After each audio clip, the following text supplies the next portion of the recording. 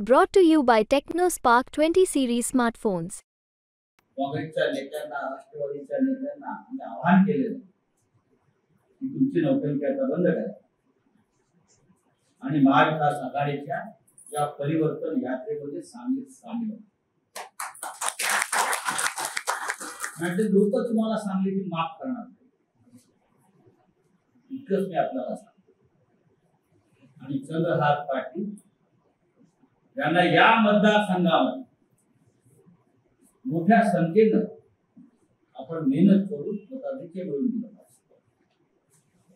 या मतदारसंघाला प्रामाणिकपणाची परंपरा आहे, ते आराम पाटण्याचं एक प्रामाणिक माणूस इथे उभायला असायचा,